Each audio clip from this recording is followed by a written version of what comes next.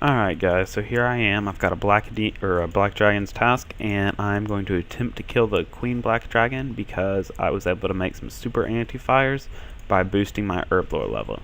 I also got my summoning to 88, so I have my unicorn. I don't even know if it's the best familiar to bring to the queen black dragon, but I want to test it out, and so I don't really care. So this is not going to be a live commentary because I am afraid that that's going to make it a lot harder to kill the Queen Black Dragon. I've bought a Royal Crossbow, the War Priest of Zamrock gauntlets, or the War Priest of Zamrock armor, because it's pretty good against like all her attack styles. It's got good defense and all those, because if you can see here, it's hybrid armor, and the Slayer Helmet's also all, so it actually works out to be pretty good defense against everything, and the special bonus that it gives by blocking some of the damage also helps a lot. I forgot I can't do that like I do in melee. Alright, so that did not work with the Queen Black Dragon, as you saw. So I'm just going to resort to the Black Dragons because I do not think that she is an viable option for my Road to 99 Slayer, because it will take too long, too much effort, too much money putting into it in potions and food and stuff.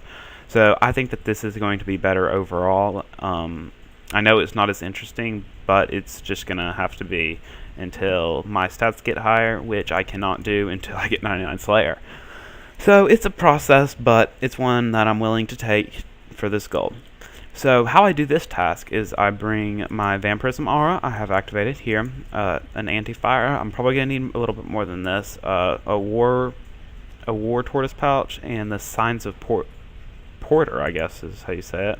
And so you equip that, and you kill these guys, and they're actually very easy with the super anti-fire. And usually I bring a couple monkfish, but I got my aura, so there's no big deal in trying to... I mean, really, they're not going to hit much on you unless you don't have your super antis. And then after the kill, you just pick up the Black Dragon hide, and it's automatically transported to your bank by the portent. And they're worth like they're not worth 5k, they're probably worth 4.5k, which is a good bit, and they're definitely worth picking up. So the total price of the portents, or the sign, I guess So the total price of the Signs of Porter are only about 6k each with the Emerald Necklace. At least this tier is, the tier 3, which is corresponding to your divination level, in my case 64. And no matter what, they're going to be worth it for this task. Now, the new update that came out yesterday is called Revolution, and so I'm going to try it out now. I know I just realized that it was out by the ability queuing, because I'll show you here. When you attack these, you can hit 1, 2, and 3, and you'll see, well, wait, it's not doing it for now.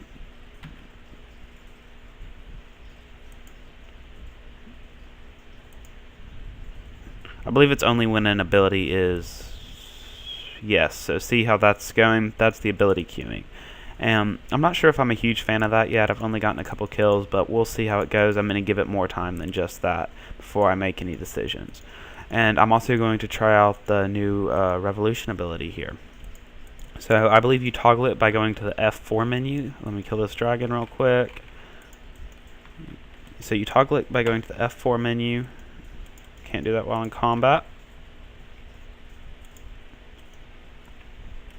And you change your combat settings to Revolution, and then these light up, and you begin attacking, and it automatically uses your abilities for it. So there goes Piercing Shot. I don't even know the name of any of the others, and that's pretty nice, actually. Of course, I guess it's going to use a few more bolts or runes. Obviously, it's not going to be as fast as the full manual, because things that are easier, especially in video games, tend to not be as good. I don't know if you all have noticed that in this game yet, but it tends to be a trend. Alright, and so the reason that I bring the War Tortoise pouch is because you're going to want to put these... You're going to want to keep the bones too, whether it's for your own sake, like me, because I need to get some prayer levels, or whether you want to sell them to increase your profit from this. It's always worth picking them up, like the Black Dragon Hunt. So I bring the tortoise. The tortoise pouch is only 10k. The 2.5 bones will make up for the cost of it. So no worries there. And now this is an update on my Slayer tab right now. So first of all, we've just got some random things that I had before I started the task. These are just placeholder gems. I've got masks and stuff, some rings, infernal urns for tasks that drop ashes, some effigies that I've gotten, fire corpses that I plan to burn when I get 500 of them, because that will make my blisterwood weapons more effective against them, and is also requirement for a completionist cape. Not like I'm anywhere close to that, but you know, maybe one day. Some Phoenix Layer teleports, Crystal Triskelion fragment. I don't know how to say that, but it's somebody's journal from the Errants, and some mask pieces. And then we have the sellable things, rune helms, golorific orb. I'll just take all this stuff out, and I will show you at the end how much it is all worth. Alright, so here's everything, plus a hard clue scroll I got. I do not know if I'm going to do that or destroy it. I'll read the first clue and see if I feel like doing it. So, the biggest drops here, I think, are going to be obviously the Razorback Gauntlets, 2.11 mil. We have the Errant Bones. They should be worth a good bit. And then we have the Dragon Hide, worth a good bit, and the Dragon Bones. So all that together makes up 4.5 mil, and the rest of it makes a total for 6.6 mil. The Serenic scales too are somewhat big, and that's about the only big ones. And so that's the update on the bank.